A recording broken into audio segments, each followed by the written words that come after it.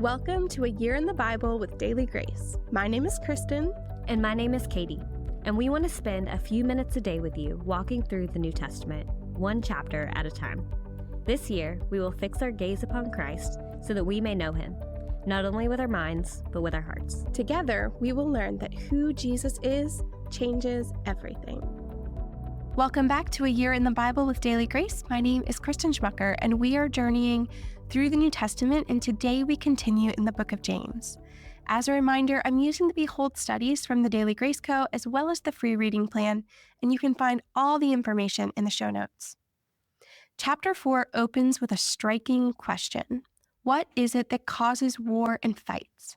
In other words, what is it that causes problems in our lives? This question is certainly one that will make us all think, but James gets straight to the point. Though we may be tempted to list all the people who irritate us and cause us problems, James says that the problem is actually us. Our own passions lead to the brokenness in our lives and in the world. The selfish desires of our own hearts actually hurts us. These passions are idols. We've gotten things all mixed up in our hearts. We elevate people and things to the place of God in our lives, and the results are always tragic. James uses some shocking language again. He talks about how we desire and do not have, and so we murder and covet.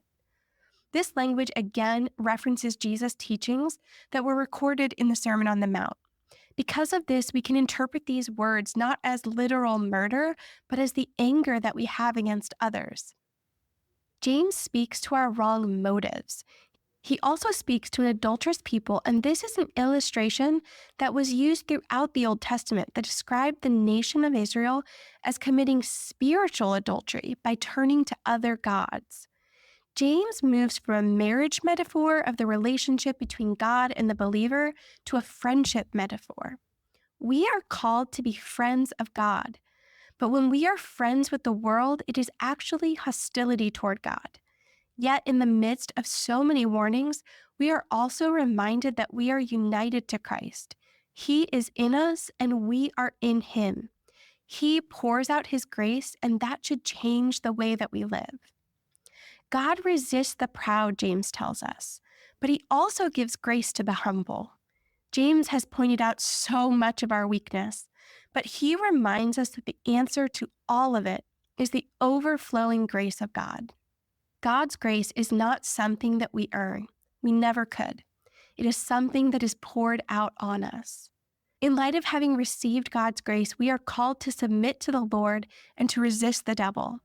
We are told that if we resist the devil, he will flee, and that if we draw near to the Lord, he will draw near to us. It is the grace of Jesus Christ that makes it possible for us to draw close to him. We pursue the Lord because he has pursued us. James pleads with believers to draw close to Jesus, and he tells them to mourn for their sin and to humble themselves. The result of a life spent beholding Jesus is humility. When we understand who he is, we also understand who we are, and we are left with profound gratitude. James returns again to our speech. This time, with the understanding of our sin and our need for Jesus, we are instructed about how our speech should change the way that we speak to others. James reminds us not to criticize, defame, or judge other believers, but to remember who the true judge is and how he has dealt so graciously with us. As chapter 4 closes, we are reminded that we are not in control. Only the Lord is. And though we so often like to grasp for control, there is so much freedom in realizing that we are not in control. We cannot take a single breath without the Lord's sustaining grace. We can make plans, and there is nothing wrong with doing so. But ultimately, the Lord is sovereign over any plan that we try to make for our lives. This should be a great relief for us. We are not in control, but Jesus is.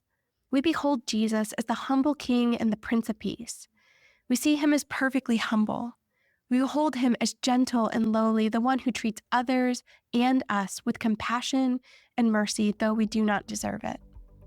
We behold Jesus as the one who is in control of all and carries us through whatever lies ahead. Thank you so much for listening to today's episode of A Year in the Bible with Daily Grace.